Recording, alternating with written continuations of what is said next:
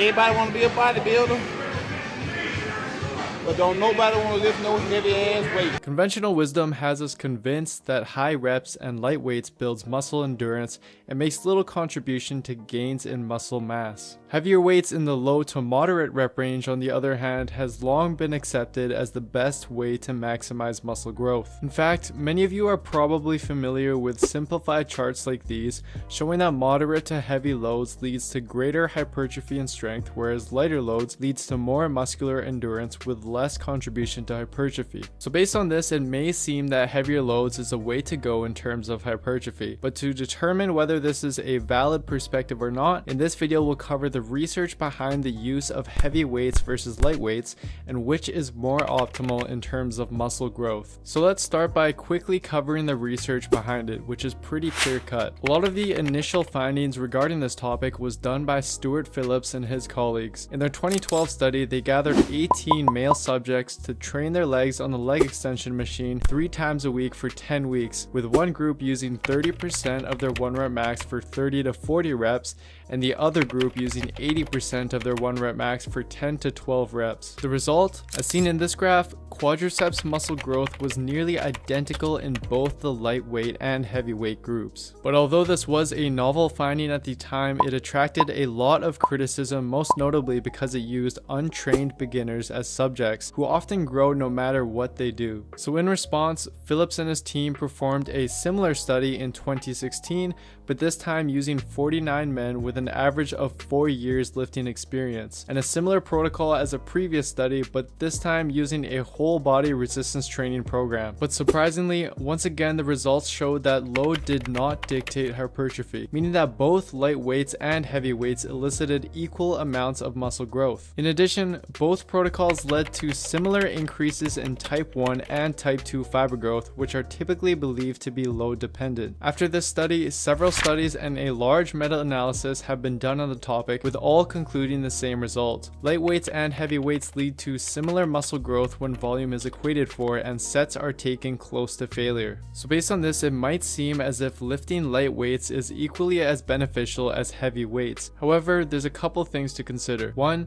when looking at strength, this meta-analysis of 8 relevant studies comparing heavy versus light weights showed that the use of heavy weights tends to be better in terms of strength gains, which in the long run I think would lead to better hypertrophy when compared to lighter weights. And 2, keep in mind that these studies involve the use of pushing to near failure regardless of the weight used, and training to failure in a higher rep range is a lot more uncomfortable than doing so with lower reps and heavier weight due to the increased metabolic stress. In fact, some of the subjects performing the lightweight protocols even ended up throwing up after high rep sets. It could happen. I threw up many times while I was working out, but it doesn't matter because it's all worth it. So again, in the long run, unless you have Arnold's mindset, it's not really a viable option, given that it's just generally unenjoyable to train to failure with higher reps, especially on compound movements. I know you might be a little confused now as to what to do with these findings. So let's take a look at how you can apply this to your workout in order to maximize muscle growth. 2 of the main mechanisms of muscle growth are mechanical tension and metabolic stress. These 2 mechanisms are basically in a constant tug of war during your workout, meaning more of one generally means less of the other. When you lift heavier weights, you induce more mechanical tension. When you lift lighter weights but for more reps, you can cause more metabolic stress. This is probably why lighter weights and heavier weights leads to equivalent muscle growth when equated for volume, since they each target separate mechanisms but leads to the same outcome of muscle growth. So in order to maximize muscle growth, it may be beneficial to target both mechanisms in your workout. Since heavy loads are more beneficial for strength gains and mechanical tension and are easier to take close to failure, increasing strength on your heavy compound movements should be the foundation of your long-term training. But in addition, as stated by hypertrophy expert and researcher Brad Schoenfeld, it is likely that exercise centered on achieving a pump via higher rep sets with low weights and short rest also provides a potent hypertrophic stimulus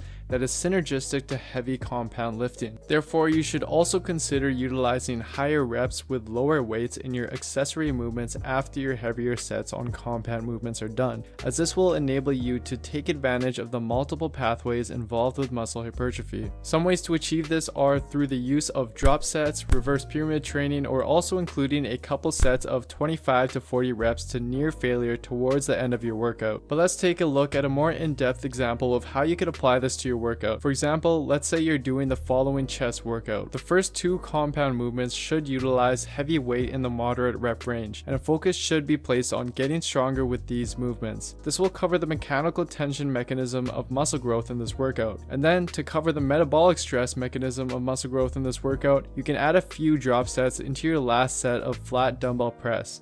And you can also utilize a higher rep range with low weight and go to near failure on the accessory movements. But keep in mind that there are several ways to incorporate both mechanisms of muscle growth. This is just an easy to follow example for you guys to apply. What's going on, guys? Thank you so much for watching. I hope you found the video useful and enjoyed it. I just want to let you guys know that from now on I'll be posting summaries of all my videos in the form of articles on my new website builtwithscience.com, so feel free to check it out if you want to read a little bit more about the topic and the research behind it. And I'll leave a link in the description box down below for the summary to this video so you guys can check that out. Anyways, as always, if you enjoyed this video, please don't forget to give it a like, leave a comment, and subscribe to my channel if you haven't already. And also give me a follow on Instagram as well, where I'll be posting informative content on a more regular basis. Anyways, that's it for this video, guys. Thank you so much for all your support. I'll see you next time.